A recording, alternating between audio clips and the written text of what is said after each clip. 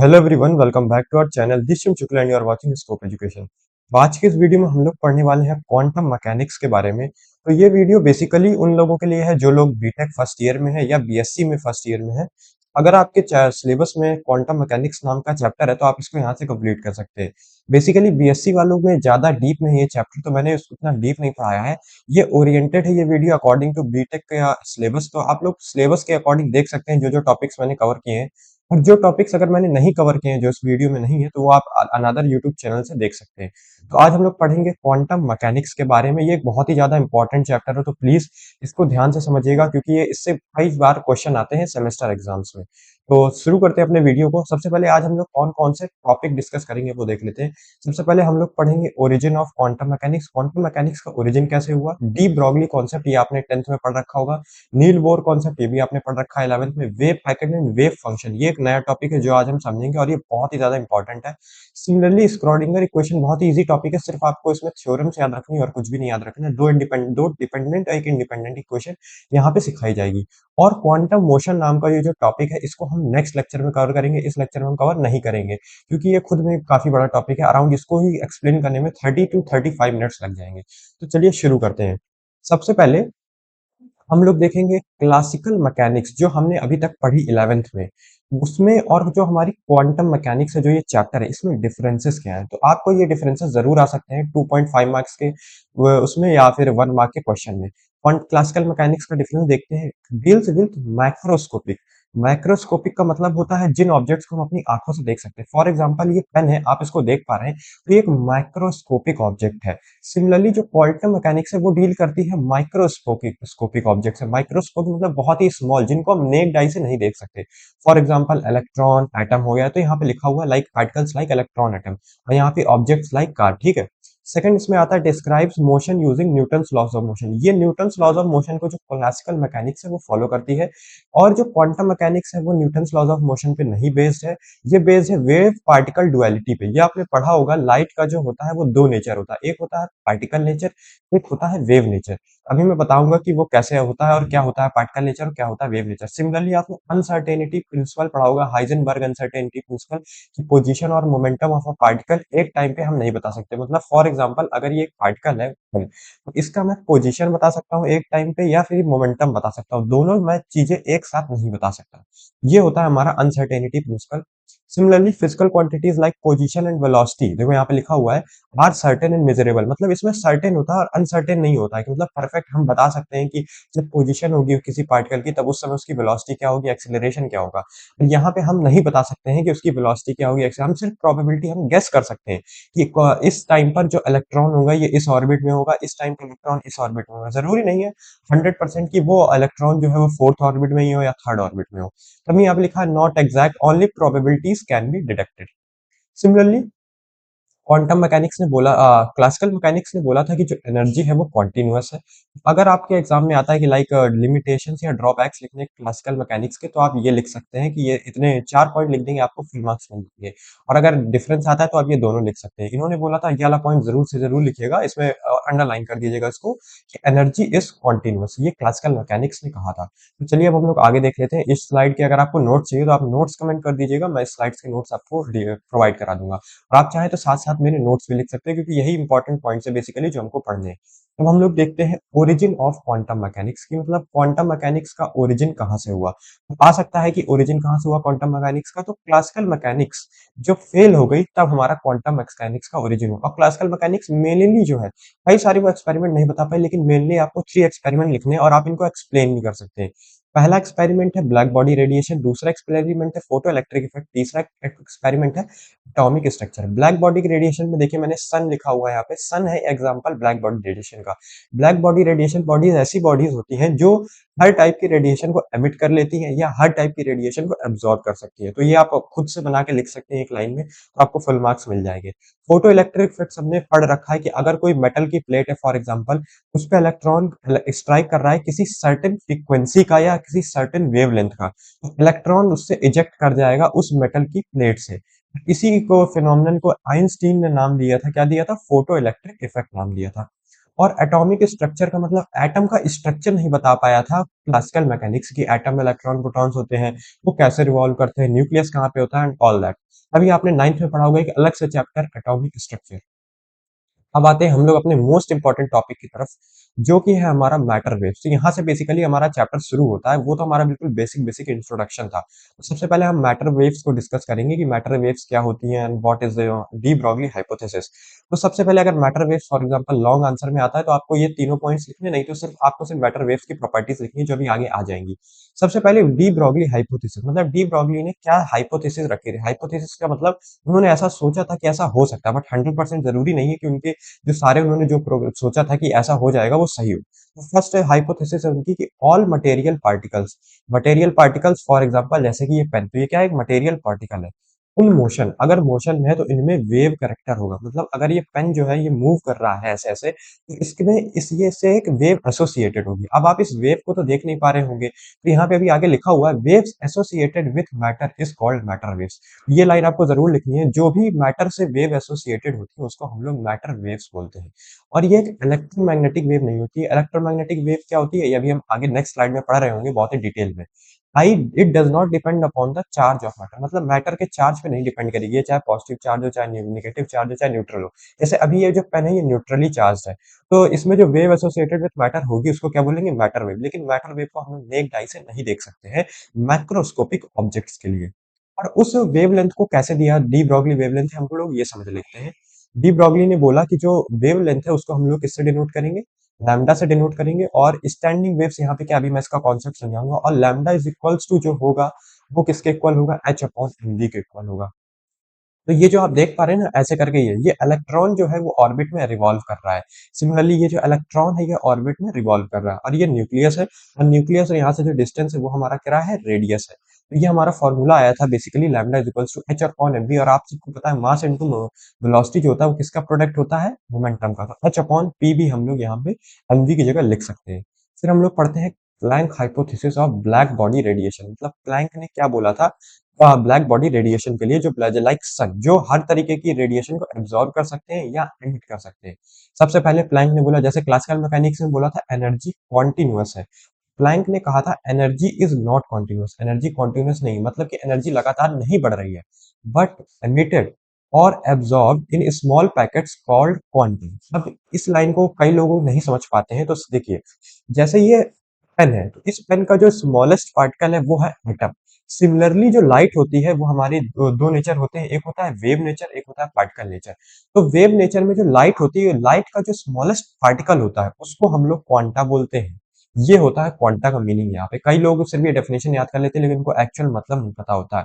तो जो लाइट का स्मॉलेस्ट पार्टिकल है उसको क्वांटा बोलते हैं। क्वांटा को ही आप लोगों ने सुना होगा फोटॉन बोलते हैं। तो फोटॉन कुछ नहीं है, लाइट का स्मॉलेस्ट पार्टिकल। लाइट जिस पार्टिकल से मिलके बनी है उसको फोटॉन बोलते हैं या क्वांटा बोलते हैं। फिर लिखा हुआ है ईच क्वांटम, मतलब ईच क्वांटा है हर एक फोटॉन। जैसे एटम की कुछ एनर्जी होती है, वैसे ही हर एक फोटॉन की एनर्जी होती है, जिसको हम लोग देते हैं किस फॉर्मूले से, E equals to h mu. Mu यहाँ पे फ्रीक्वेंसी होता है, और साथ ही साथ यहाँ पे लिखा हुआ है कि हमारा एच जो होता है वो प्लैंक कांस्टेंट होता है, क्योंकि प्लैंक हाइपोथेसिस है और इसकी वैल्यू होती है 6.6 इंटू 10⁻⁻34 जूल सेकेंड। और जो म्यू होता है वो हमारा फ्रीक्वेंसी ऑफ रेडिएशन होता है। और यहाँ पे ये भी लिखा हुआ है, ये पॉइंट आपको याद रखना है, जो एनर्जी ऑफ रेडिएशन है वो इंक्रीज करती है फ्रीक्वेंसी से। देखिए ई जो है यहाँ पे, अगर मैं डायरेक्ट फॉर्मूला लिख दूं यहाँ पे, जो हमारा ई है वो किसके डायरेक्टली प्रोपोर्शनल है, म्यू के डायरेक्टली प्रोपोर्शनल है, जैसे कि आप लोग देख पा रहे हैं। तो जैसे जैसे ई बढ़ेगा, ई की वैल्यू अगर इंक्रीज कर जाएगी तो म्यू की वैल्यू भी हाजिर सी बात है कि इंक्रीज करेगी। जितनी ज्यादा फ्रीक्वेंसी होगी उतनी ज्यादा हमारी एनर्जी होगी हमारी पार्टिकल की। अब हम देखते हैं अपना नेक्स्ट टॉपिक। यहाँ पे आती है डेरिवेशन वाली बात, ये बहुत इंपॉर्टेंट है, तो आप लोग को ये सारी डेरिवेशंस याद रखनी होंगी और इनको अपनी आप कॉपी में भी लिख सकते हैं। सबसे पहले प्लैंक के इक्वेशन जो E equals to h mu हमने पढ़ा है वो आया कहाँ से, जो हमारा E equals to h mu, हम F भी लिख सकते हैं फ्रीक्वेंसी की जगह, और ये म्यू का सिंबल होता है, म्यू भी लिख सकते हैं। और ये E equals to h mu किसके लिए फॉर्मूला, फोटोन के लिए, ये याद रखिएगा। फोटोन क्या है, लाइट का स्मॉलेस्ट पार्टिकल। तो E equals to h mu कैसे पार्टिकल है, प्लैंक और आइंस्टीन की हम दोनों की थ्योरी यूज करेंगे, वहां से हमको ये मिलेगा। E equals to h mu है, ठीक है। और हमें पता है E का एक और फॉर्मूला एनर्जी का, P इंटू सी, मास इंटू वेलोसिटी इंटू सी। आपने पढ़ा होगा एम सी स्क्वायर, पढ़ा होगा आपने, E equals to m C square, तो ये वही लिखा हुआ है। अगर मैं मोमेंटम को हटाऊं यहाँ पे तो मास इंटू वेलोसिटी आएगा, वेलोसिटी को मैं भी स्पीड ऑफ लाइट ले लूं तो speed of light into speed of light हो जाएगा स्पीड ऑफ लाइट का square, P equals to H nu. और ये किसके इक्वल होता है, पीसी के इक्वल होता है। और हम लिख सकते हैं PC is equals to H nu. फिर इसके बाद हम यहाँ पर आते हैं, हमें कुछ मैनिपुलेशंस करनी होंगी तो हमारा आंसर बिल्कुल करेक्ट आ जाएगा। वेवलेंथ एंड मोमेंटम हम क्या करेंगे, फ्रीक्वेंसी को देखिए हमने यहाँ पे लिखा हुआ, फ्रीक्वेंसी को इस तरफ भेज देंगे और जो मोमेंटम हम इसको इस तरफ भेज देंगे, तो ये हो जाएगा एच अपॉन पी और ये हो जाएगा C by F. C by mu जो होता है वो फॉर्मूला होता है लैम्डा का, वेवलेंथ। तो आपको ये एक फॉर्मूला याद रखना है, यहाँ पे सी बाय एफ किसके इक्वल होता है या सी बाय म्यू किसके इक्वल होता है, वेवलेंथ के। तो lambda is equals to H upon p या एच अपॉन एम बी। तो यहाँ से हमारा फॉर्मूला हो चुका है प्रूफ। तो ये था इसका प्रूफ कि अगर हमें प्रूफ करना हो de Broglie wavelength with Planck की थ्योरी से, जो प्लैंक ने अपना फॉर्मूला दिया था, तो आप यहाँ से इसको आसानी से प्रूव कर सकते हैं। अब इसके दो टाइप के वेरिएशन होते हैं, हम लोग वो देख लेते हैं। सबसे पहला वेरिएशन जो होता है, हमें पता है एनर्जी जो होती है वो किसका फॉर्मूला होता है, हाफ एम बी स्क्वायर, जो आपने काइनेटिक एनर्जी का फॉर्मूला पढ़ा होगा। अगर हम ऊपर में m का मल्टीप्लाई कर दें और नीचे भी m का मल्टीप्लाई कर दें, ऊपर नीचे दोनों तरफ, तो ये जो m हो जाएगा ये m स्क्वायर हो जाएगा और नीचे 2m आ जाएगा। एम वी को हम पूरे होल लिख दें, एम वी होता है मोमेंटम, और तो ये हो जाएगा पी का स्क्वायर बाय टू। एनर्जी का एक और फॉर्मूला होता है जो कि आप लोग यहाँ से देख पा रहे होंगे, ये पी स्क्वायर बाय टू, ये आपने 11th क्लास में पढ़ा भी होगा। तो हम यहाँ से पी की वैल्यू निकाल सकते हैं इन टर्म्स ऑफ एनर्जी, जो कि होता है under root two m p. Since हमें पता है डी ब्रॉगली वेवलेंथ क्या होता है, lambda is equals to H upon p. P की वैल्यू हमें ऑलरेडी पता है, तो वन से हमारी जो फॉर्मूला, जो नया फॉर्मूला आ जाएगा वेवलेंथ का, ये भी काफी इंपॉर्टेंट है, lambda is equals to H upon under root two m P.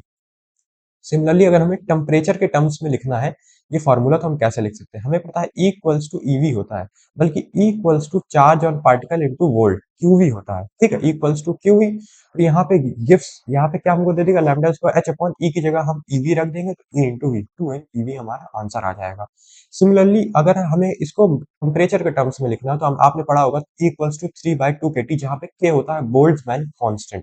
ये बेसिकली आपको थ्योरम्स याद ही रखनी है, इसमें कोई रॉकेट साइंस नहीं है। तो आप यहाँ पे क्या करेंगे, एनर्जी को अगर इस वाली इक्वेशन में रिप्लेस कर देंगे three by two k T से, तो यहाँ पे हमारा लैम्डा का फॉर्मूला बन के आ जाएगा in terms of temperature, lambda equals to H upon under root three m k T, जहाँ पे के है बोल्ट्जमैन कांस्टेंट। इसकी वैल्यू क्वेश्चन में हमेशा दी रही होगी।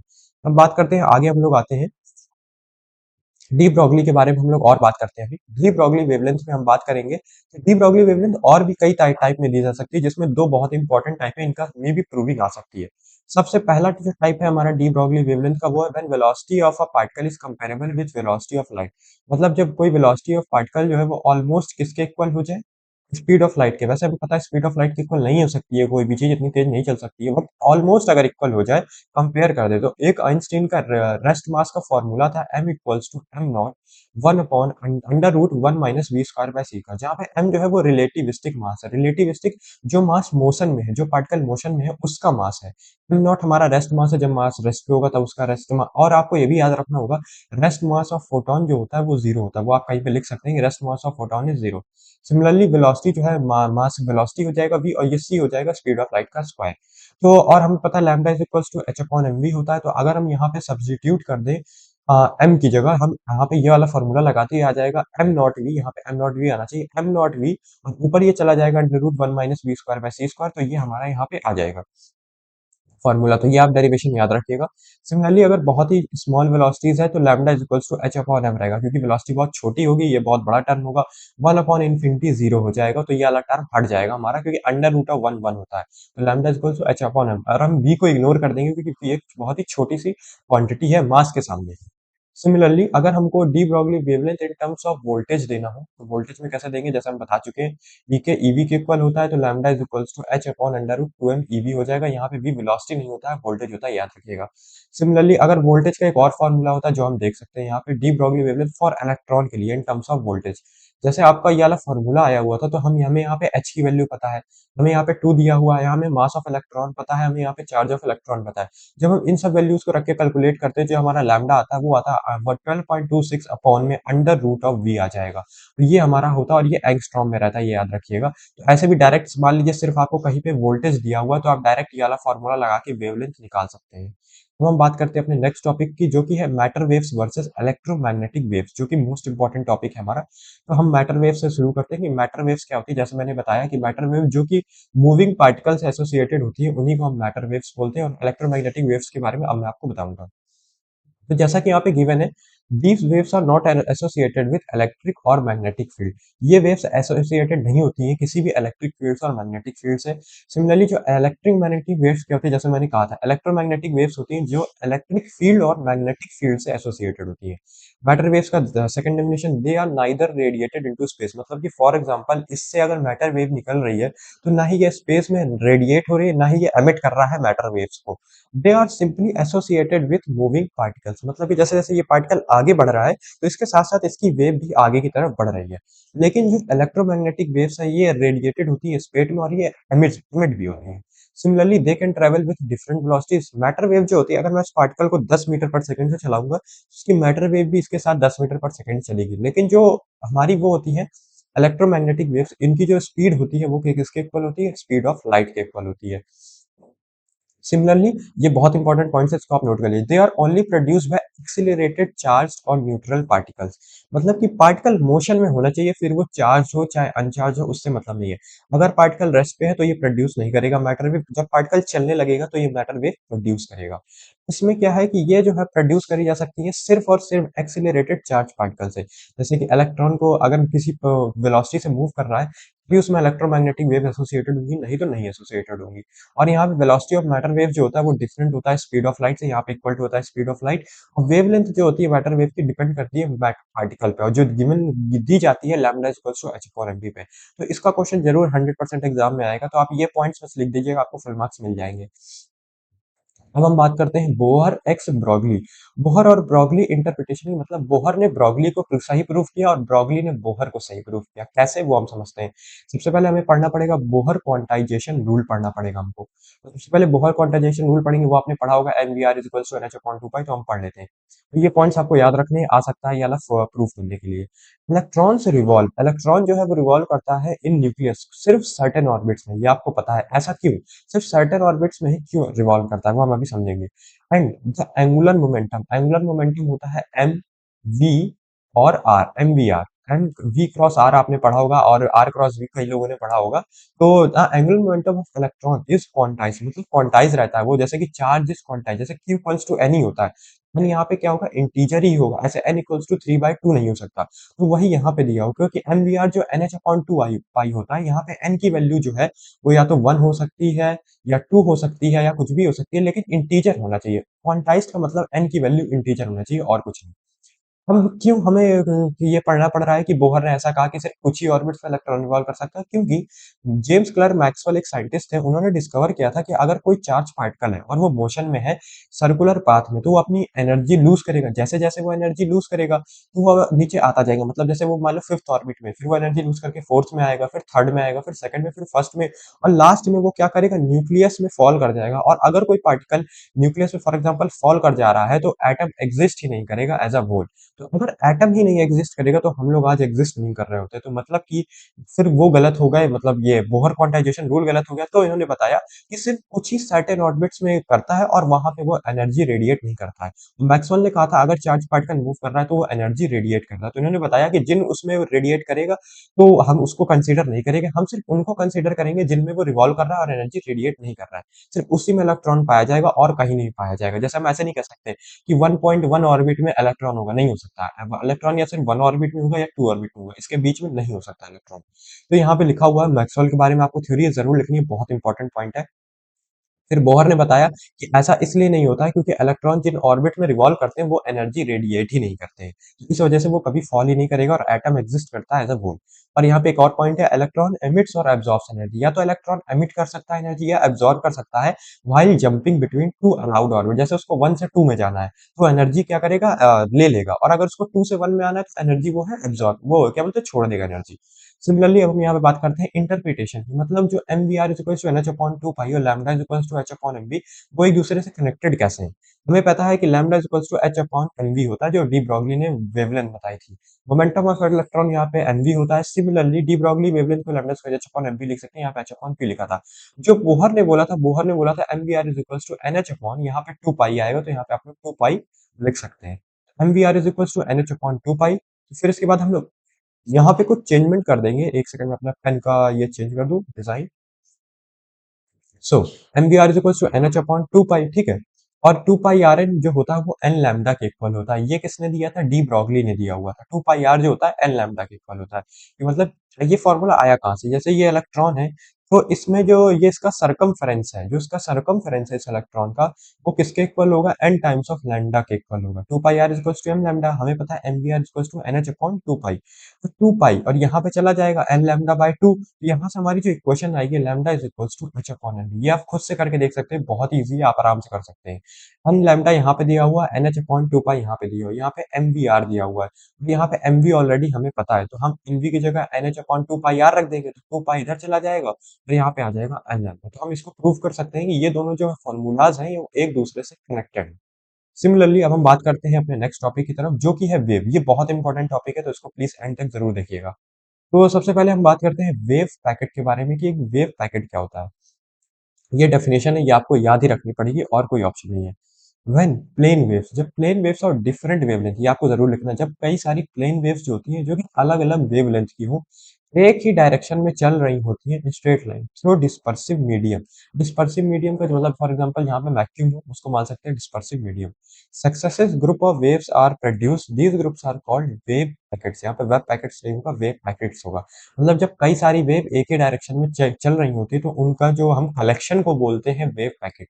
तो वेव पैकेट क्या कलेक्शन होता है कई सारी वेवलेंथ्स का, जो कि एक ही डायरेक्शन में चल रही होती है और जिनका वेवलेंथ जो होता है डिफरेंट होता है। इसका आपको ये डायग्राम बनाना है। जैसे फॉर एग्जांपल ये जो हमारा ये पूरा देख रहे हैं, ये वाला आप जो डायग्राम देख पा रहे हो, यहाँ से लेकर के ये इसके अंदर आप लोग देख पा रहे होंगे कई सारी वेव्स चल रही हैं। तो ये हमारा क्या है? ये हमारा एक वेव पैकेट है जिसके अंदर कई सारी वेव जो एक डायरेक्शन में चल रही है, इनका डिफरेंट वेवलेंथ है। ये डिस्टेंस है डेल्टा एक्स, हमारा क्या है? लेंथ ऑफ वेव पैकेट है। और ये जो मैक्सिमम डिस्प्लेसमेंट होता है ओरिजिन से, उसको हम लोग क्या बोलते हैं? एम्पलीट्यूड बोलते हैं। तो ये आपको डायग्राम बनाना है, ये बहुत इंपॉर्टेंट है, इसके मार्क्स आपको मिलेंगे। वेव जो होता है वेव पैकेट, उससे हमारे दो टर्म एसोसिएटेड होते हैं। एक होता है ग्रुप वेलोसिटी। ग्रुप वेलोसिटी क्या होता है? एवरेज वेलोसिटी होता है through which the wave packet propagates. मतलब जो वेव पैकेट की एवरेज वेलोसिटी है वो हमारी होती है ग्रुप वेलोसिटी। जैसे कि फॉर एग्जांपल आपने एवरेज वेलोसिटी पढ़ा होगा, change in displacement upon change in time होता है। तो सिमिलरली यहाँ पे जो ग्रुप वेलोसिटी होता है, change in omega upon change in के होता है प्रोपोगेशन कांस्टेंट, ओमेगा होता है एंगुलर फ्रीक्वेंसी, जो कि होता है 2 पाई म्यू। क्या होता है? आपको ये फॉर्मूला यहाँ पे लिख लेना। वैसे अभी आपको फॉर्मूला अभी आगे मैं दिखाऊंगा इसका ओमेगा का, और ये प्रूफ भी आएगा कि यह प्रूफ कैसे होता है। ओमेगा जो होता है वो एंगुलर फ्रीक्वेंसी, और वो दिया जाता है 2 पाई म्यू से, जो कि 11th क्लास में आपने पढ़ा था। के जो होता है वो हमारा प्रोपोगेशन कांस्टेंट, और जिसका फॉर्मूला होता है 2 pi by lambda. 2 pi by lambda, तो ये दोनों फॉर्मूला आपको याद रखने हैं। अभी आपके जब प्रूविंग आएगी कि वी ग्रुप वेलोसिटी को प्रूव करो या फेज वेलोसिटी को प्रूव करो, तो वो आपको प्रूव करना होगा। सिमिलरली फिर इसके बाद जो सेकंड इसका टॉपिक है वो है फेज वेलोसिटी। फेज वेलोसिटी क्या होता है? हर ईच इंडिविजुअल वेव की जो वेलोसिटी होती है वो हमारी होती है फेज वेलोसिटी। ग्रुप वेलोसिटी क्या था? जो एवरेज वेलोसिटी ग्रुप की होती है वेव पैकेट की, वो हो गया ग्रुप वेलोसिटी। फेज वेलोसिटी क्या होती है? हर इंडिविजुअल वेव की जो वेलोसिटी होती है वही होती है हमारी फेज वेलोसिटी। फेज वेलोसिटी दिया जाता है ओमेगा बाय के से, मतलब angular frequency upon propagation constant. अब हम इसका सिंपली प्रूफ देख लेते हैं, क्योंकि इसका प्रूफ बहुत ज्यादा इंपॉर्टेंट है। सबसे पहले हम देखते हैं phase velocity of de Broglie waves. हमको पता है lambda is equal to H upon l b. देखिए इसको आपको याद ही रखना होगा, बस आप समझ लीजिए कि कैसे आया, क्या मैनिपुलेशंस करनी है, क्योंकि अगर आप एक भी मैनिपुलेशन भूल जाते हैं एग्जाम में, तो आप आंसर तक भी नहीं पहुंच पाएंगे। तो मैंने बताया वेव नंबर भी बोलते हैं या उसको प्रोपोगेशन कांस्टेंट बोलते हैं, जो कि होता है 2 पाई बाय लैम्डा। हमको के को पता है 2 पाई बाय लैम्डा, तो हम यहाँ से 2 pi M we bye h लिख सकते हैं हम लैम्डा की जगह। आप यहाँ पे देख रहे हैं तो lambda is equal to H upon m b है, तो एच नीचे आ जाएगा और एम बी ऊपर चला जाएगा, 2 पाई एम बी आ गया। और जो हमारा पार्टिकल होता है उसके लिए फ्रीक्वेंसी होती है ई इक्वल्स टू एच मी होती है, तो हम म्यू की जगह लिख सकते हैं ई बाय एच। तो हमने पढ़ा है एंगुलर फ्रीक्वेंसी जो होती है वो 2 पाई म्यू होती है, तो म्यू की जगह हम क्या लिख सकते हैं? 2 पाई ई बाय एच लिख सकते हैं। और ई इक्वल्स टू हमारा एम सी स्क्वायर होता है, तो हमने omega is equals to 2 pi M C square by h लिख दिया। हमको निकालना है बेसिकली ओमेगा बाय के, हमको प्रूव करना है।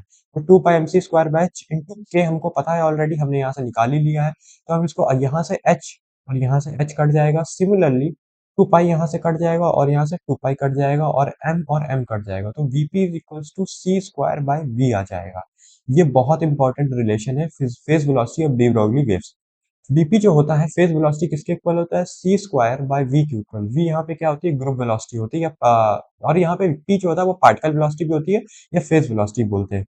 भी आपने एक फॉर्मूला पढ़ा होगा, Vp इंटू वीजी जो होता है वो किसके इक्वल होता है? यहाँ पे सी स्क्वायर के इक्वल होता है। तो आप यहाँ पे ये रिलेशन हमने फाइंड किया है कि v p equals to C square by we.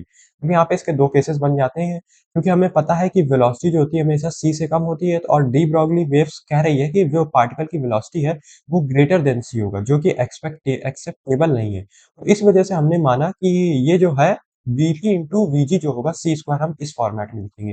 अगर हम इस फॉर्मेट में नहीं लिख लेंगे तो होगा क्या, जैसे ये पार्टिकल है, ये ऐसे चल रहा है, तो ये कह रहा है जो पार्टिकल की वेलोसिटी होगी वो सी स्क्वायर मतलब सी से भी ज्यादा होगी। तो ये पार्टिकल अगर सी स्क्वायर से चल रहा होगा और जो उसकी वेव है वो सी से चल रही होगी, तो मतलब ये पार्टिकल जब यहाँ पर होगा तो जो उसकी वेव है यहाँ पे पीछे छूट जाएगी। ऐसा होता नहीं है रियल लाइफ में, इसलिए हमको इस फॉर्मूले को इस फॉर्मेट में लिखना होता है, वीपी इंटू वीजी बराबर सी स्क्वायर। अब हम बात करते हैं प्रूविंग के लिए कि हमारा जो ग्रुप वेलोसिटी है हम उसको प्रूव कैसे करेंगे, एक्सप्रेशन हमें कैसे देना है ग्रुप वेलोसिटी के लिए। तो यहाँ पे आप लोग देख सकते हैं, मैंने अपना नोट्स के निकाला हुआ है image. Let us consider a wave of group wave group consisting of two components of equal amplitude a and slightly different angular frequencies omega 1 and omega 2 and propagation constant k1 and k2। ये जो equation दी हुई है, equation 1 और equation 2, ये class 11th में SSM नाम के chapter में पढ़ाई गई थी कि किसी वेव को रिप्रेजेंट करने का फॉर्मूला क्या होता है। तो ये आपको याद रखना, y equals to a sine omega t plus k x लिख सकते हैं, या हम माइनस के एक्स लिख सकते हैं। जो omega T minus k x होता है वो हमारा फेज डिफरेंस होता है। फेज डिफरेंस का मतलब एक वेव और दूसरी वेव जो है वो एक दूसरे से कितनी पीछे है या कितनी आगे है या कितना उनमें डिफरेंस है, पाई का डिफरेंस है, 2 पाई का डिफरेंस है, ऐसा आपने पढ़ा होगा। हमने मान लिया कि दो वेव्स है हमारे पास, एक है y1 एक है y2, जिनका एम्पलीट्यूड तो सेम है लेकिन जो उनका फेज डिफरेंट है वो अलग है। मतलब कि ओमेगा 1 है यहाँ पे k1 है, यहाँ पे ओमेगा 2 है, एंगुलर फ्रीक्वेंसी और प्रोपगेशन कांस्टेंट k2 है। प्रिंसिपल ऑफ सुपरपोजिशन क्या होता है, y इक्वल्स टू मतलब अगर कोई कई सारी वेव्स एक प्लेन में है तो उन प्रिंसिपल ऑफ सुपरपोजिशन कहता है जो नेट वेव होगी उन सबका सम होगा। तो हम इन दोनों को ऐड कर देंगे, फिर हम कॉमन ले लेंगे, फिर हम साइन ए प्लस साइन बी का फॉर्मूला यहाँ पे लगाएंगे। फिर फॉर्मूला लगाने के बाद ये हमारा कुछ एक्सप्रेशन बनेगा, फिर हम ओमेगा के टर्म को अलग करेंगे, साइन के टर्म को हम अलग कर लेंगे। फिर हमें यहाँ पे निकालना होता है मैक्सिमम एम्पलीट्यूड। मैक्सिमम एम्पलीट्यूड देखिए कब होगा, अगर हमारा जो कॉस जीरो है वो वन हो जाए, मतलब ये चीजें जीरो हो जाए हमारी, तो कॉस जीरो हमारा वन हो जाएगा, तो टू ए साइन के टर्म में आ जाएगा, तो हम कॉस जीरो को वन लिख लेते हैं। और ये जो टू ए स्मॉल है इसको हम ए से रिप्लेस कर देते हैं। ए क्या होता है, हमारा रिजल्टेंट एम्पलीट्यूड ऑफ वेव। हमने यहाँ पे ए से क्यों रिप्लेस किया, जब मैंने बताया सुपर पोजिशन क्या होता है, रिजल्टेंट वो होती है हमारी रिजल्टेंट, जो हमारा फॉर्मूला होता है कि अगर कई सारी वेव्स चल रही है तो जो उनका रिजल्टेंट सम होगा वही हमारा होगा नेट, हमारी जो जो हमारी वेव होगी वो होगा उसका रिजल्टेंट सब। तो हम यहाँ पे टू ए को रिप्लेस करके ए कर देते हैं कि हमने रिजल्टेंट माना है। अगर हम प्रिंसिपल ऑफ सुपर पोजिशन लगा रहे हैं तो हमें इन टर्म्स ऑफ रिजल्टेंट लिखना होगा, तो हम टू ए की जगह कैपिटल ए लिख लेते हैं। और यहाँ पे हमने क्योंकि कॉस जीरो हमारा हमने मान लिया मैक्सिमम एम्पलीट्यूड है, तो यहाँ पर हमने साइन का फॉर्मूला लिख दिया, तो ये हमारा हो गया प्रूविंग।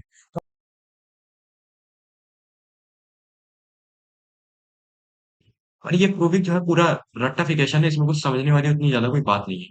सिमिलरली ये वाली प्रूविंग है, ये भी काफी इंपॉर्टेंट है। Relation between group velocity and phase velocity.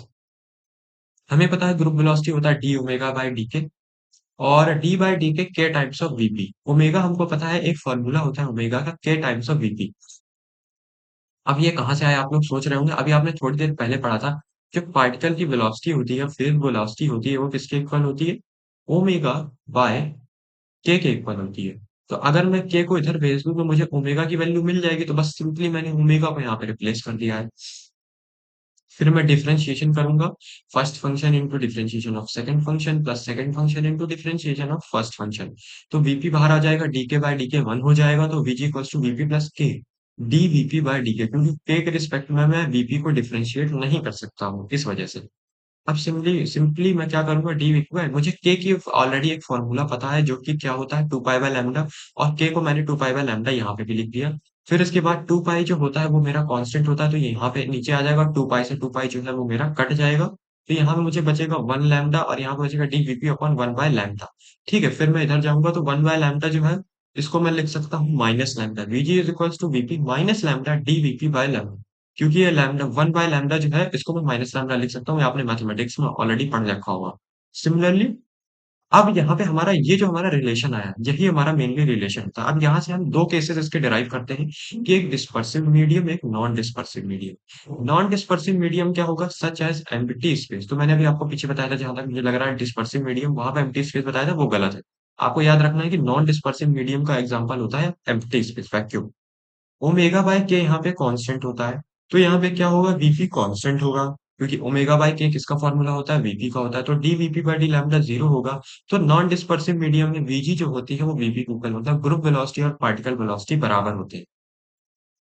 Dispersive medium जो होता है वीपी, वहां पे मतलब रिलेटिविस्टिक, जब स्पीड ऑफ लाइट जो होती है वो कंपेरेबल होती है स्पीड ऑफ पार्टिकल है, ओमेगा बाय के कांस्टेंट नहीं होता है, तो lambda d v p by d lambda जो होगा वो पॉजिटिव होगा, तो वीजी जो होगा वो लेस देन होगा वीपी का, मतलब ग्रुप वेलोसिटी पार्टिकल वेलोसिटी से छोटी होगी। देखिए ये कांस्टेंट नहीं होगा।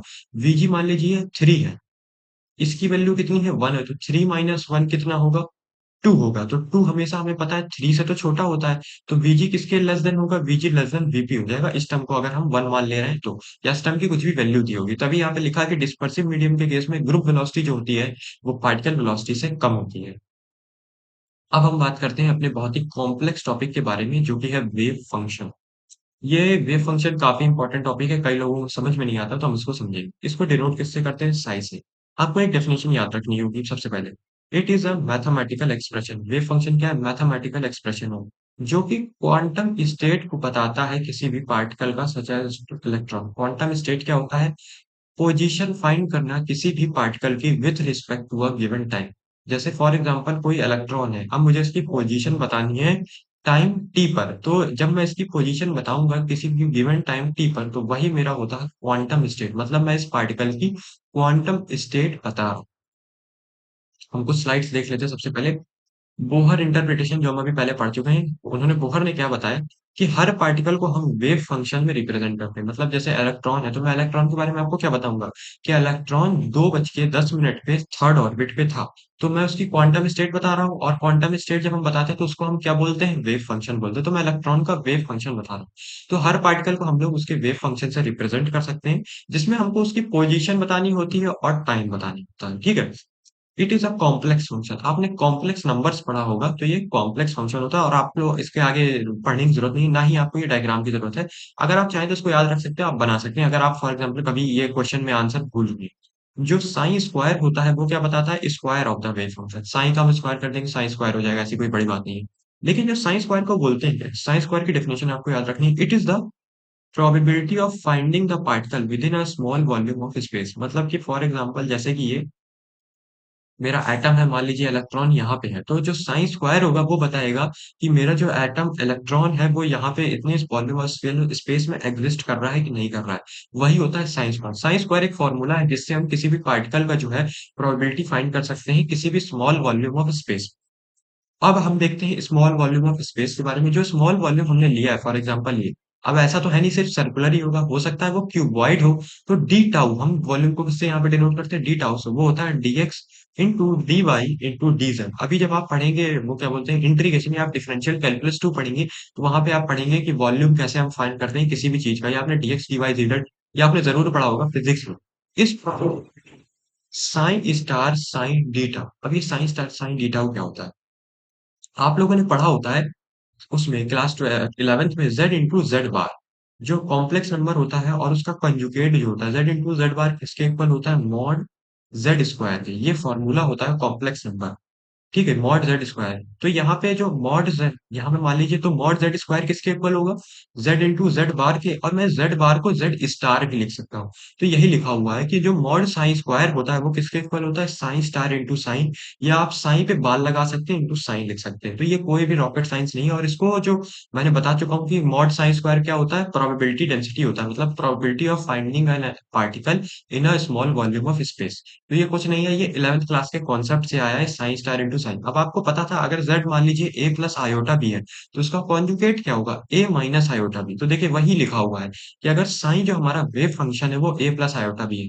मतलब कि अगर मान लीजिए कोई इलेक्ट्रॉन है, उसका हम पोजीशन और टाइम जो है निकाल रहे हैं इस फॉर्मूले से, 2 प्लस आयोटा 3, या मान लीजिए 2t प्लस आयोटा 3, तो हम t की वैल्यू रखते जाएंगे तो हमको पोजीशन मिलती जाएगी। तो वो अगर a प्लस आयोटा भी है, तो जो उसका जो कंजुगेट होगा साइन स्टार, वो क्या होगा, ए माइनस आयोटा भी होगा। बहुत ही इजी है और कुछ भी बड़ा बात नहीं है। और स्मॉड साइन स्क्वायर क्या होगा, साइन स्टार इंटू साइन, या साइन बार इंटू साइन, तो हम इसका मल्टीप्लाई कर देंगे तो ये A square plus B square हो जाएगा। और आपने ये भी पढ़ा होगा जो मॉड साइन स्क्वायर होता है ये हमेशा ऑलवेज रियल होता है, मतलब रियल वैल्यू होती है। तो जो मॉड साइन स्क्वायर है ऑलवेज रियल होगा, मतलब जीरो हो सकता है, वन भी हो सकता है, टू भी हो सकता है। अब रियल कैसे होगा? आपने पता है कि अगर मैं प्रोबेबिलिटी की बात कर रहा हूँ, तो प्रोबेबिलिटी 0 से 1 के बीच ही होगी। तो साइन स्क्वायर जो होगा वो 0 से 1 के बीच होगा। तो इसलिए हमेशा ये ऑलवेज़ रियल होगा। ऐसा नहीं हो सकता कि एक्सिस्ट ही ना करे। तो साइन स्क्वायर बराबर आप ये चीज़ आप पूरा लिख सकते हैं अपने एग्ज़ाम में, आपको फुल मार्क्स मिलेंगे क्योंकि ये काफ़ी अच्छे से समझाई गई है यहाँ पे स्लाइड में। तो आपको पता चल गया होगा साइन क्या होता है, साइन को डिनोट कैसे करते हैं, साइन स्टार क्या होता है, क्योंकि कई लोगों को ये नहीं समझ में आता है साइन स्टार है क्या यहाँ? साइन स्टार कुछ नहीं है, ए माइनस आयोटा भी है। ये ग्राफ आपको याद रखने की ज़रूरत नहीं है। अब हम बात करते हैं नॉर्मलाइजेशन कंडीशन की। ये फॉर्मूला होता है इंटीग्रल ऑफ माइनस इनफाइनाइट से infinite psi star psi d tau जो है वो किसके इक्वल होता है, 1 के। 1 के इक्वल होता है। प्रोबेबिलिटी मैक्सिमम 1 हो सकती है, तो उसी को हम लोग नॉर्मलाइजेशन कंडीशन बोलते हैं। जब 1 के इक्वल हो जाता है तो हम क्या बोलते हैं, नॉर्मलाइजेशन कंडीशन। ये फॉर्मूला तो आपको कुछ भी नहीं लिखना है, कि आपको लिख देना है कि वेव फंक्शन इसका फॉर्मूला लिखना और इसको 1 के इक्वल लिख देना है, तो और आपको एक्सप्लेन कर देना है कि जब ये 1 के इक्वल होता है फॉर्मूला, तो ये क्या होता है, नॉर्मलाइजेशन कंडीशन। ये फॉर्मूला कहाँ से आया? अभी मैं आपको बता ही चुका हूँ। तो sign to sign star mod sine square होगा। मॉड साइन स्क्वायर हमारी प्रोबेबिलिटी होती है और प्रोबेबिलिटी मैक्सिमम 1 हो सकती है। इंटीग्रल होता है सब छोटी-छोटी चीज़ों को जोड़ना। जब हम सबको जोड़ देंगे तो मैक्सिमम कितना आएगा? 1 आएगा। तो यहाँ से 1 हमने इंटीग्रेट कर दिया। और आपको ये भी याद रखने की ज़रूरत नहीं है बेसिकली। अब हम इसके बाद हम अपना कुछ पॉइंट्स पढ़ते हैं इंपॉर्टेंट, जो आपको लिखने हैं। The wave function has to be single value, मतलब जो वेव फंक्शन है वो सिंगल वैल्यूड है। मतलब क्या हुआ इसका? At any given point it can have only one value. For example ये इलेक्ट्रॉन है, जो वेव फंक्शन जो मेरा था साइन जो है उसको मान लो मैंने 2t प्लस 3 आयोटा लिखा। 2t प्लस 3 आयोटा, ठीक है? यहाँ पे ये मैंने लिख दिया। अब for example t equals to 1 पे इसकी वैल्यू क्या होगी? अगर मुझे इसकी पोजीशन बतानी है, 2 प्लस 3 आयोटा, ठीक है? अगर मैं कह दूं कि इसकी वैल्यू 2 माइनस, मान लो यहाँ पे मैंने लगा दी है प्लस माइनस, तो इसकी वैल्यू क्या हो जाएगी? 2 plus 3 iota, T 2 minus 3 iota. तो एक टाइम पर t इक्वल्स टू 1 पे ये 2 प्लस 3 आयोटा पे भी होगा कहीं ग्राफ पे, और ये 2 माइनस 3 आयोटा पे भी होगा। लेकिन इलेक्ट्रॉन तो एक ही है ना, तो एक टाइम पे पार्टिकल सिर्फ एक ही जगह हो सकता है, दो जगह नहीं हो सकता है। तो वही यहाँ पे लिखा है कि साइन जो है वेव फंक्शन उसकी सिर्फ एक वैल्यू होनी चाहिए, दो वैल्यू नहीं होना चाहिए। क्योंकि ऐसा पॉसिबल ही नहीं है कि पार्टिकल एक टाइम पे दो जगह पाया जा सके। साइन जो होना चाहिए वो हमेशा फाइनाइट होना चाहिए, साइन की वैल्यू हमेशा फाइनाइट होनी चाहिए, इनफाइनाइट नहीं होनी चाहिए। नहीं तो अगर इनफाइनाइट होगी मतलब हम उस पार्टिकल को फाइंड ही नहीं कर सकते। भाई स्मॉल वॉल्यूम में फाइंड कर रहे हो ना, तो फाइनाइट होनी चाहिए। इनफाइनाइट होगी तो स्मॉल वॉल्यूम ही नहीं कंसीडर किया आपने, वही लिखा होगा it is a case of absurdity. Absurdity का मतलब नॉनसेंस। थर्ड हमारा होता है well behaved wave function. Psi and its first derivative must be continuous at all points in space specified for the system. They must not change abruptly at any point for slight change in coordinates. इस चीज का मतलब क्या है, ये अभी हम आगे समझेंगे जब हम वहां पे पढ़ेंगे क्वांटम हार्मोनिक मोशन, तब ये चीज आपको वहां पे ज्यादा अच्छे से समझ में आएगी। ये आप पॉइंट लिखना चाहे तो लिख सकते हैं, नहीं तो इसको इग्नोर भी कर सकते हैं। ये सच इतना इंपॉर्टेंट पॉइंट नहीं है। जितने इंपॉर्टेंट पॉइंट थे वो मैंने लिखवा दिए। हाँ, अब जो इंपॉर्टेंट पॉइंट है वो आपको सारे लिखने हैं। प्रॉपर्टीज ऑफ वेव फंक्शन जो कि एग्जाम में बहुत बार पूछा जाता है। It must be finite everywhere, जैसा मैंने बता दिया फाइनाइट होना चाहिए, इनफाइनाइट नहीं होना चाहिए, क्योंकि हमने स्मॉल वॉल्यूम कंसीडर किया हुआ है। फिर इसके बाद it must be single valued, single valued होना चाहिए क्योंकि एक टाइम पे पार्टिकल दो जगह नहीं पाया जा सकता है। It must be continuous and its first derivative, मतलब इसका फर्स्ट डेरिवेटिव कॉन्टिन्यूअस होना चाहिए, जो हम आगे भी पढ़ेंगे। और उसको लिखते कैसे हैं, del psi by del x, जो आपने अभी पढ़ा होगा पार्शियल डिफरेंशिएशन। तो हम क्या करते हैं, साइन का जो ए प्लस आयोटा भी है उसका डिफरेंशिएशन कर देते हैं एक्स के रिस्पेक्ट में, partial differentiation. Del psi by del x, del psi by del y, del psi by z, del z, और इसी को कॉन्टिन्यूअस बोला गया है कि ये जो है कॉन्टिन्यूअस होना चाहिए, ठीक है। इट मस्ट बी नॉर्मलाइजेबल, नॉर्मलाइजेबल की कंडीशन मैं आपको ऑलरेडी बता चुका हूँ। अब आते हैं हमारे सबसे इंपॉर्टेंट साइंटिस्ट, इस सदी के सबसे महान साइंटिस्ट इस एरविन स्क्रॉडिंगर। ये इनकी इमेज है, इनका नाम आपको जरूर लिखना है, इसका 1 मार्क्स होता है। इन्होंने क्या बताया, एरविन स्ट्रॉन्ग स्क्रॉडिंगर में इसमें हमें सिर्फ दो इक्वेशन पढ़नी है और कुछ भी नहीं पढ़ना है। तो इन्होंने दो इक्वेशन क्या दी, it is a fundamental equation of quantum mechanics. Erwin Schrodinger ने दो इक्वेशन दी जो कि फंडामेंटल इक्वेशन है क्वांटम मैकेनिक्स की, और वो दो इक्वेशन बताती क्या है, वो डिस्क्राइब करती है wave nature of particle. Wave nature बताती है पार्टिकल का, हम वेव नेचर पढ़ चुके हैं ऑलरेडी कि लाइट पार्टिकल नेचर शो करती है, वेव नेचर। तो एरविन स्ट्रॉडिंगर की इक्वेशन क्या बताती है, वेव नेचर के बारे में बताती है कि वेव कैसे चलेगी, वेव की वेलोसिटी क्या होगी, and everything about wave. It tells us about wave function. अभी-अभी हमने वेव फंक्शन पढ़ा है of a particle changes with position and time. अब ये इन्होंने बताया कि वेव फंक्शन किसी भी पार्टिकल का चेंज कैसे हो रहा है। वो जो फॉर्मूला लिखा था ए प्लस आयोटा बी, वहां चलो 2 प्लस 3 आयोटा दिया था, लेकिन वो चेंज हो कैसे रहा है, वो फॉर्मूला आया कहाँ से, ये सब। तो ये सब इन्होंने एरविन श्रोडिंगर ने बताया। और जो थर्ड पॉइंट है ये बहुत इंपॉर्टेंट है, दिस इक्वेशन, जो इन्होंने दो इक्वेशन दी, एक टाइम डिपेंडेंट दी और एक टाइम इंडिपेंडेंट थी। यहाँ पे आप देख पा रहे होंगे टी का टर्म यहाँ पे इस फॉर्मूले में नहीं है, तो ये क्या हुआ टाइम इंडिपेंडेंट, मतलब जब पार्टिकल की पोजीशन टाइम पे नहीं डिपेंड कर रही है। और यहाँ पे आप लोग देख पा रहे होंगे टी का टर्म है, तो जब पार्टिकल की पोजीशन टाइम पे डिपेंड कर रही है, टाइम डिपेंडेंट इक्वेशन पे। तो ये दोनों इक्वेशन क्या देती है, सारी इंफॉर्मेशन देती है एनर्जी के बारे में और behaviour of an electron in an atom, मतलब जो इलेक्ट्रॉन है वो कैसे बिहेव करता है एटम। तो ये हमारी हो गई टाइम इंडिपेंडेंट इक्वेशन। और ये टाइम इंडिपेंडेंट इक्वेशन, यहाँ पे हम लोग कुछ चीजें समझ लेते हैं। ये आयोटा है हमारा, एच बार होता है रिड्यूस प्लैंक कांस्टेंट, मतलब एच अपॉन 2 पाई, उसको हम लोग लिखते हैं रिड्यूस प्लैंक कांस्टेंट। आपने प्लैंक कांस्टेंट की वैल्यू पढ़ी होगी h upon 4 pi. Del psi by del t जो होता है वो हमारा आपको पढ़ा है, मैंने बता ही चुका हूँ कि हम रिस्पेक्ट में किसके रिस्पेक्ट में, टाइम के रिस्पेक्ट में पार्शियल डिफरेंशिएशन कर रहे हैं। ये क्या हुआ, rate of change of wave function with respect to time, इसको ऐसे पढ़ते हैं। ये माइनस ये एम जो है यहाँ मास है, ये डेल रेड्यूस प्लैंक कांस्टेंट का होल स्क्वायर मतलब H square upon 4 pi square है, del square psi by del x square. ये क्या है, सेकंड डेरिवेटिव है इसका, ठीक है। और ये v क्या है, यहाँ पे v हमारी यहाँ पे पोटेंशियल एनर्जी है, वोल्टेज नहीं। और यहाँ पे साइन मैं ऑलरेडी बता चुका हूँ जो कि वेव फंक्शन है। सिमिलरली यहाँ पे क्या होता है, ये del psi square psi upon del x square, ये सेकंड डेरिवेटिव हो गया। ये पोजीशन बताता है, ये सेकंड डेरिवेटिव बताता क्या है, ये बताता है position. 8 pi square m upon h square, ये भी आपको पता है यहाँ पे सारे टर्म्स। ई यहाँ पे हमारी एनर्जी होती है, वी हमारी पोटेंशियल एनर्जी, ई हमारी होती है पार्टिकल की एनर्जी और ये पोटेंशियल एनर्जी। इनटू में साइन वेव फंक्शन, ये किसके इक्वल होता है, जीरो के इक्वल होता है। तो अब आपको याद कैसे रखना है, अगर जीरो का टर्म आ रहा है और टी नहीं है तो टाइम इंडिपेंडेंट है, और अगर जीरो का टर्म नहीं आ रहा और टी है तो टाइम डिपेंडेंट है। अब हम दोनों का डेरिवेशन देख लेते हैं। यहाँ पे मैंने कुछ ये लगाई हुई हैं बिल्लियाँ, आपको कमेंट करके बताना है ऐसा क्यों, और स्क्रॉडिंगर ने ऐसा क्या बताया था इनके बारे में। वैसे हमारे सिलेबस में नहीं है, लेकिन आप जब इसके बारे में पढ़ेंगे तो आपको पता चलेगा। ये हमारी क्या है, टाइम इंडिपेंडेंट। तो चलिए देख लेते हैं टाइम इंडिपेंडेंट का प्रूविंग। तो आपको स्टार्टिंग ऐसे करनी है, any wave associated with any particle is represented by a function which depends upon position and time and it is known as wave function. It is denoted by psi equals to psi naught e की power minus iota omega T minus k x. अब ये आया कहाँ से formula, अभी आपने साई के लिए पढ़ा था ए प्लस आयोटा बी, और आपने ऑलरेडी वेव की एक इक्वेशन पढ़ चुके हैं y equals to a sine omega t plus k x. जब हम उनमें कुछ चेंजमेंट्स करते हैं मैथमेटिकली तब हमको ये फॉर्मूला मिलता है। वो चेंजेस आपके सिलेबस में नहीं है तो आपको पढ़ने की जरूरत नहीं है, आपको यहाँ से डायरेक्टली याद रखना है ये चीज। Psi equals to psi naught क्या है, वही साइन स्टार है यहाँ पे हमारा। तो साइन जो होता है वो किसके इक्वल होता है, साइन नॉट ई की power minus iota omega T minus के, ठीक है। जहाँ पे ओमेगा हमारा एंगुलर फ्रीक्वेंसी होता है 2 पाई बाय न्यू, और क्या होता है प्रोपोगेशन कांस्टेंट या wave number 2 pi by lambda. हमें टाइम इंडिपेंडेंट निकालनी है तो हम किसके रिस्पेक्ट में डिफरेंशिएट करेंगे, एक्स के रिस्पेक्ट में, क्योंकि हमें टाइम इंडिपेंडेंट निकालनी है तो टाइम का टर्म नहीं आना चाहिए। तो हम जब पार्शियल डिफरेंशिएट करेंगे, ओमेगा नॉट एक्स के लिए कांस्टेंट है, बाहर आ जाएगा। ई की पावर हमें एक्स के लिए देखना है, एक्स के रिस्पेक्ट में डिफरेंशिएट कर रहे हैं तो एक्स यहाँ पे आ रहा है। ये माइनस आयोटा अंदर जाएगा तो माइनस आयोटा के एक्स हो जाएगा। एक्स का differentiation with respect to x 1 हो जाएगा। और ई की पावर ए एक्स का डिफरेंशिएशन होता है ए इंटू ई की पावर ए एक्स, इस टर्म को हम पूरा लिखेंगे इंटू में ए, ये आयोटा इंटू के लिख देंगे क्योंकि माइनस माइनस प्लस हो जाता है, तो ये हमने लिख दिया। आई के आ गया, और ये जो ऑलरेडी हमारा पूरा टर्म था ये किसके इक्वल होता है, साइन के इक्वल। तो यहाँ पे हमने साइन लिख दिया, ये हमारी क्वेश्चन 4 आ गई हमें, क्योंकि आपको याद होगा आपने अभी पढ़ा होगा पीछे, यहाँ पे साइन स्क्वायर आ रहा है तो आपको इसको एक बार और डिफरेंशिएट करना पड़ेगा। ये याद करने की जरूरत नहीं है, आप समझ जाएंगे तो आपको पूरा क्लियर हो जाएगा। तो यहाँ पे आपको लिखना है simply psi square del square psi upon del x square is equals to minus k x square del naught, फिर से आप डिफरेंशिएट करेंगे, देखिए आई के लिखा हुआ है फिर आई के आएगा, आई स्क्वायर होता है -1, यहाँ आई आयोटा है तो ये माइनस का के स्क्वायर हो जाएगा डेल नॉट ई की power minus iota omega T minus k x. और ये इसकी वैल्यू हमें फिर से पता है कि हमारी क्या है, तो हम यहाँ से वापस से लिख देंगे, तो ये हो जाएगा माइनस का के स्क्वायर साइन। अब यहाँ से हमको के स्क्वायर की वैल्यू निकालनी पड़ेगी, हमको पता है के स्क्वायर किसके इक्वल होता है, p square upon h square. ये आया कहाँ से, k equals to 2 pi by lambda होता है, lambda is equals to H upon p होता है, तो हम लैम्डा की जगह हम यहाँ पे रख देंगे। तो के की वैल्यू आ जाएगी पी अपॉन एच बार, एच बार मतलब रिड्यूस टाइम कांस्टेंट, यहाँ पे एच बार जो होता है H upon 2 pi.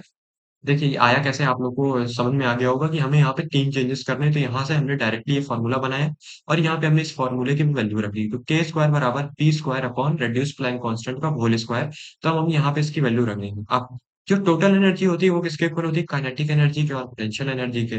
Kinetic energy P square by 2m, जैसे मैंने अभी थोड़ी देर पहले बताया था। पोटेंशियल एनर्जी दी जाती है v से, तो ई माइनस वी हो जाएगा P square by 2m। P square को हम लिख सकते हैं 2m ई माइनस वी, जब ये टर्म इधर चला जाएगा, ठीक।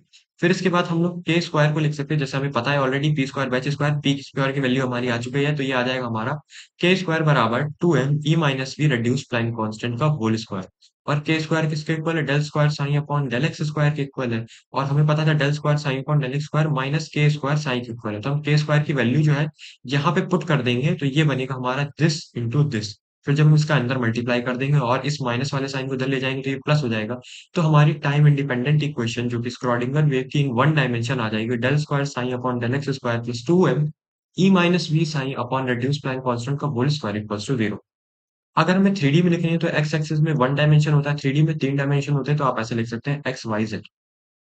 ये जो डेल स्क्वायर होता है इसको बोलते हैं लैप्लेशियन ऑपरेटर। अभी एक आएगा हैमिल्टनियन ऑपरेटर और एक आएगा नेबुला ऑपरेटर।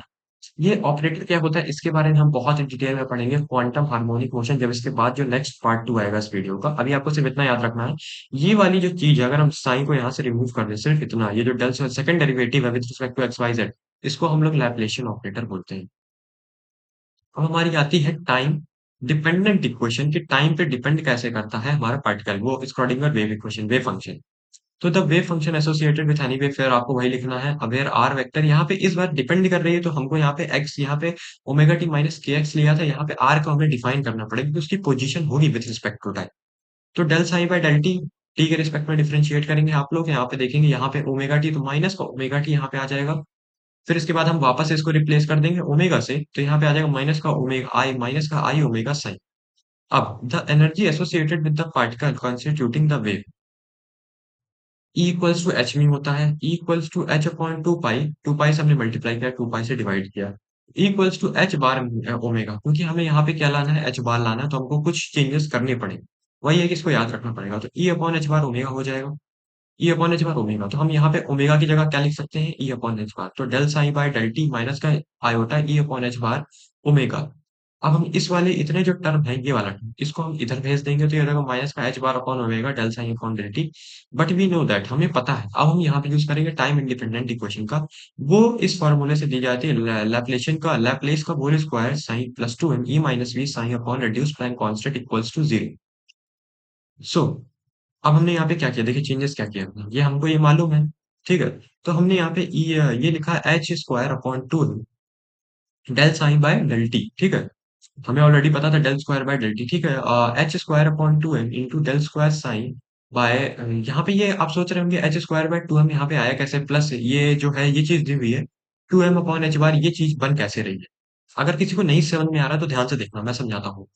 जैसे यहाँ पे दिया हुआ है डेल स्क्वायर हमारा क्या होता है, del square x upon del del x, del square psi upon del x square होता है। अब आप यहाँ पे ध्यान से देखिए चेंजमेंट क्या हुआ है, साई का अंदर मल्टीप्लाई हुआ है, कैसे समझना है, साई का अंदर मल्टीप्लाई हुआ है, यहाँ पे भी साई का अंदर मल्टीप्लाई हुआ है, एक इस इक्वेशन में, ठीक है। यहाँ पे साई का अंदर मल्टीप्लाई, यहाँ पे साई का अंदर मल्टीप्लाई, और ये two pi by two M by H bar दिया हुआ है, two M by H bar. फिर यहाँ पे ये क्या, डेल स्क्वायर साइन इनटू में क्या दिया हुआ है, साइन दिया हुआ है, और यहाँ पे एच स्क्वायर बार आ गया है और यहाँ पे टू एम आ गया है। ये आया कैसे, ये हमारा आया है इस वाली इक्वेशन से, जब हमने इसको यूज किया यहाँ पे, क्योंकि हमें पता था h bar upon iota into omega psi by del t जो है वो ई साई के इक्वल है। और ई साई पे जब हम रिप्लेस करेंगे तो हमारा ये चीज बनी। जब हमारी ये चीज बनी तो from equation 8 and equation 9 we get minus का H bar upon I del psi by del T equals to V psi minus का H bar square upon two M del square psi. ये हमारी होती है time dependent Schrodinger wave equation. अब इसमें basically देखो करना क्या है, ये वाली क्वेश्चन बहुत कम पूछी जाती है क्योंकि ये डायरेक्ट डिराइव हो जाती है पिछले वाले रिजल्ट से यूज करके, टाइम डिपेंडेंट। लेकिन जो टाइम इंडिपेंडेंट है उसको आपको पूरा डिराइव करना होता है, ये वाली क्वेश्चन ज्यादा पूछी जाती है, तो इस वाली क्वेश्चन की प्रैक्टिस करिएगा। अगर ये क्वेश्चन याद हो जाती है तो आप ये डायरेक्टली ऑटोमेटिकली यूज कर सकते हैं। यहाँ तक आप पहुंच गए तो आपको कुछ नहीं करना है, ये स्टेप और लिखना है और ये स्टेप और लिखना है, तो आपका काम हो जाएगा पूरी तरीके से आराम से। ऐसा कोई भी बड़ी बात नहीं। तो आपको सिंपली इतना लिखना है बस, और आपको ये याद ही करना पड़ेगा क्योंकि इसमें इतना ऐसा समझने वाला है, समझने वाला था कि ये क्वेश्चन कहाँ से आई वो मैंने समझा दिया, डिफरेंशिएशन कैसे हुआ वो मैंने समझा दिया, ये सारे चेंजेस आपको याद रखने पड़ेंगे, कब कौन सा चेंजमेंट करना है, तभी आप इसको कर पाएंगे। अब हमारा आता है eigen values and eigen functions. Eigen values और आयन फंक्शंस क्या होते हैं, आपने पढ़ा होगा मैट्रिक्स में। Schrodinger equation can be solved for some specific values of energy. तो जो हम उनको क्या बोलते हैं, are called eigen values and the wave function are called vibe, मतलब जब हम श्रोडिंगर इक्वेशन को सॉल्व करेंगे तो इसका जो सॉल्यूशन आएगा उसको हम लोग उन वैल्यूज को बोलेंगे आयन वैल्यूज, और जिस वेव फंक्शन के रिस्पेक्ट में आएगा उसको बोलेंगे आयन फंक्शन।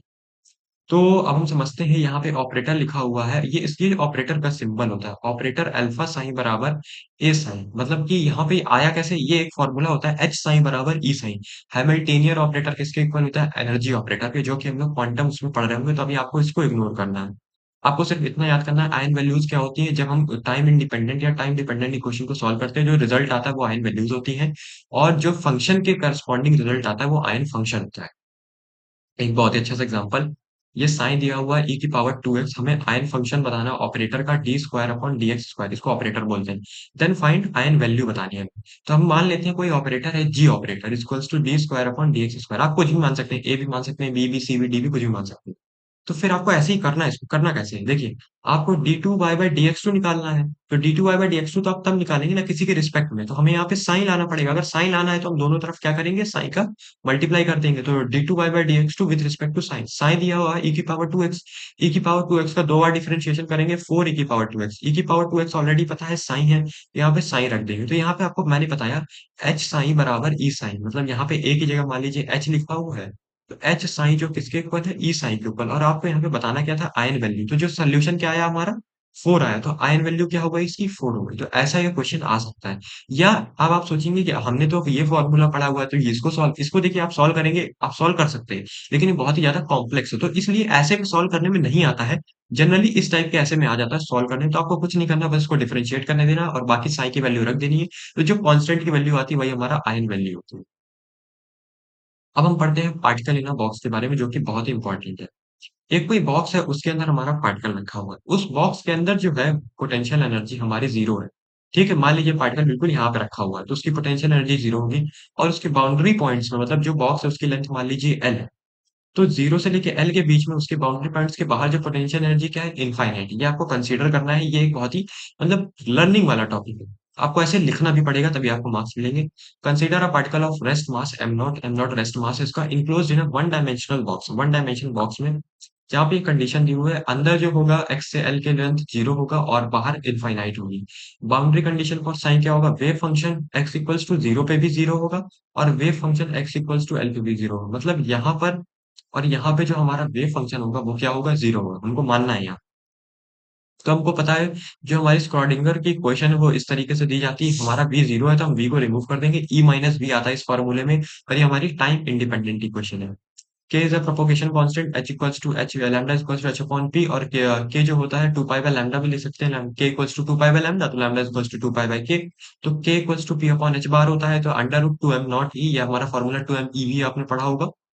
तो 2m m naught e upon h बार, और k स्क्वायर हम निकालेंगे क्योंकि हमको यहाँ पे क्या करना है, इसको ये हमारी जो अंडर रूट है इसको हटाना है। तो m naught e upon h square, तो हमारी जो इक्वेशन है ये बन जाएगी, कैसे बन जाएगी, यहाँ पे k स्क्वायर का क्या टर्म आपको कहीं दिख रहा है, नहीं दिख रहा है, लेकिन हमें यहाँ पे ये दिख रहा है 2m not h square upon e, और यहाँ पे भी हमको दिख रहा है 2m not e upon h square, जो कि किसके इक्वल है, k स्क्वायर के इक्वल है। तो हम इसको k स्क्वायर से रिप्लेस कर देंगे, ये आपको सिंपली सारे याद रखने हैं। General solution is given by sin x, a sin x, sin kx plus b cos kx, just like a plus iota b, तो यहाँ पे a sin x लिख लिया प्लस हमने b cos kx लिख लिया।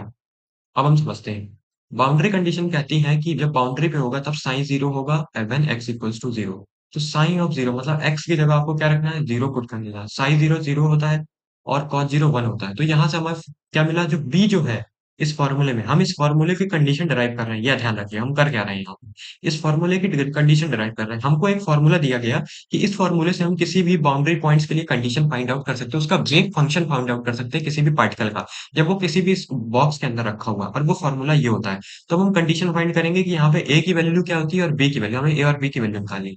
बी की वैल्यू जीरो होगी, क्यों जीरो होगी, क्योंकि सब साइन जीरो पे होगा, हम बाउंड्री पॉइंट भी निकालना है हमें। देखिए यहाँ पे लिखा हुआ है topic, particle in a box और बाउंड्री पॉइंट की कंडीशन हम ले रहे हो। तो साइन जीरो हुआ था, एक्स जीरो, तो यहाँ पे हमें बी जो है हमारा हमेशा जीरो है, बी जीरो, तो ये पूरा टर्म हमारा कट जाएगा। मतलब कि बी ये वाला जो पार्ट है अब आपको एक फॉर्मूले में याद नहीं रखना, लेकिन जब आप प्रूफ करेंगे तब आपको लिखना होगा। तो हमारी जो इक्वेशन 4 है वो बन जाएगी a sin के x। अब हमसे बोलता है साइन जीरो होगा तब भी जीरो होगा जब वो x इक्वल्स टू एल पे होगा, क्योंकि x इक्वल्स टू एल बिल्कुल एंड पॉइंट है। तो हम x इक्वल साइन के, और हमें पता है यहाँ पे k इंटू एल रखा, क्यों, यहाँ पे x क्या है हमारी, इस बार हमारा x जीरो नहीं है तो k l आ जाएगा, तो ये x यहाँ पे क्या हमने l रखा। साइन एल पे क्या होगा, जीरो होगा, क्योंकि जब एक्स एल होगा तो हमारा साइन क्या होगा, जीरो होगा। साइन ऑफ एल हमारा जीरो हो गया, ये साइन के एल हो गया। ए हमारा जीरो हो नहीं सकता, तो हमारा साइन के एल जीरो होगा। साइन के एल कब जीरो होगा, साइन एन पाई के लिए जीरो होगा। तो हम यहाँ पे लिख सकते हैं K L is equals to N pi, लेकिन अब हम इसको डायरेक्ट नहीं लिखेंगे, हम इसको थोड़ा चेंजमेंट करके लिखेंगे। यहाँ पे आप इसको इग्नोर कर सकते हैं, आपको ऐसा जिसको पढ़ने की ज्यादा जरूरत नहीं है। K L equals to N pi, k equals to N pi by L. तो साइन ऑफ एक्स जो है वो हमारा आ जाएगा n pi x by L. यहाँ पे हमने क्या किया, एक्स को सिंपली क्या किया, के को हमने सिंपली रिप्लेस कर दिया। यहाँ पे एन जीरो नहीं हो सकता, आप सबको पता हुआ है, क्योंकि ये नहीं, ये टर्म जीरो हो जाएगी, और यहाँ पे हमें पता है कि ये टर्म यहाँ पे जीरो नहीं हो सकती, क्योंकि अगर साइन टर्म जीरो हो गया तो फिर हमारा साइन ऑफ एक्स भी जीरो हो जाएगा। लेकिन साइन ऑफ एक्स सिर्फ कब जीरो है, जब एल के लिए जीरो या जीरो के लिए जीरो है, सारी वैल्यूज के लिए नहीं जीरो है। तो ये याद रखना। मान लो जो यहाँ पे एल की वैल्यू क्या है, फोर है यहाँ पे एन की वैल्यू, ठीक है। तो हम यहाँ पे एन की वैल्यू फोर ले सकते हैं, तब हम यहाँ पे हम जीरो कर सकते हैं, लेकिन हम एन यहाँ पे जीरो नहीं लिख सकते हैं, क्योंकि जीरो तो स्टार्ट मान लो कहीं और से हो रहा है, मान लो टू से स्टार्ट हो रहा है, टू से फोर, जरूरी नहीं कि हमेशा जीरो से ही बाउंड्री कंडीशन स्टार्ट हो। तो फिर आप यहाँ पे एन इक्वल्स टू टू ले, इसलिए याद रखिएगा यहाँ पे जीरो लिखा गया है, एन वन टू थ्री से लेना होता है। फिर हम यहाँ पे क्या करेंगे, के स्क्वायर आपको पता है, two pi m naught e by square अभी हम पीछे निकाल चुके हैं। तो और हमें के भी पता है, एन पाई बाई एल अभी हमने थोड़ी देर पहले यहाँ पे इस वाले फॉर्मूले से निकाला है, आपको इसको रखना है। जब आप इसको मैथमेटिकली एवेल्युएट करेंगे तो आपको एक्सप्रेशन क्या मिलेगा, ये एक्सप्रेशन था हमारा। फिर आपको इसको इंटीग्रेट करना है। इंटीग्रेट क्यों करना है, देखो आप माइनस इनफाइनाइट से इनफाइनाइट जा रहे हो, ये इनफाइनाइट है, सिमिलरली ये बॉक्स नीचे तक गया होगा ना, वो तो हमने सिर्फ अभी बनाने के लिए माना है। ये बॉक्स बहुत नीचे तक गया, बहुत बड़ा बॉक्स होगा, क्योंकि अगर ऊपर इनफाइनाइट जा रहा हो तो नीचे भी इनफाइनाइट होगा। तो आपको क्या करना है, नॉर्मलाइजेबल कंडीशन लेनी है, जो मैंने आपको फॉर्मूला बताया था, माइनस इनफाइनाइट से infinite, mod psi x square dx जो है वो वन के इक्वल होता है। मॉड साइन एक्स आपको पता है, A sine N pi x by L, तो ये ए स्क्वायर बाहर आ जाएगा, sine square N pi x by L DX हो जाएगा। फिर आपको इसका इंटीग्रेशन करना है, और माइनस इनफाइनाइट आपको यहाँ पे जीरो लेना है। जीरो क्यों लेना है, क्योंकि हमारा जो बॉक्स है वो इस वाले केस के लिए जीरो से शुरू हो रहा है। तो यही मैंने समझाया कि पहले हमने माइनस इनफाइनाइट से इनफाइनाइट क्यों लिखा। हमने माना कि बॉक्स बहुत बड़ा था, लेकिन हमारी जो कंडीशन थी वो पहले ही थी बाउंड्री कंडीशन। तो बाउंड्री कंडीशन जब जीरो शुरू हो रही है, तो जब हम नेक्स्ट लाइन लिखेंगे तो यहाँ पे जीरो लिखेंगे। फिर हमको सिंपली इसका इंटीग्रेशन कर देना है, तो यहाँ से हमारी ए की वैल्यू आ जाएगी रूट टू बाई एन, क्योंकि हमें इस फॉर्मूले में निकालनी थी ए और बी की वैल्यू। अभी तक सिर्फ हमारा इतना सा एक्सप्रेशन रिजॉल्व हुआ था, ए की value root two by L आ गई, तो ये हमारा नॉर्मलाइज्ड आयन फंक्शन होगा।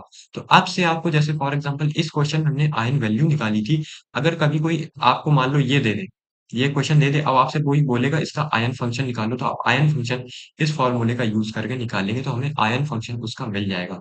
एल क्या होता है, यहाँ पे लेंथ होती है, ये सबको पता है। तो ये आपको याद ही रखना है, और कैसे मैनिपुलेशन की, बस मैंने ये समझा दिया। पार्टिकल इन अ बॉक्स का मतलब क्या है, आयन वैल्यूज और आयन फंक्शन हमको निकालनी होती है, ए और बी की वैल्यू हमको निकालनी होती है। थ्री डायमेंशन के लिए ये फॉर्मूला होता है, ये आप इसको याद करना चाहे कर सकते हैं, नहीं याद करना चाहे तो नहीं कर सकते।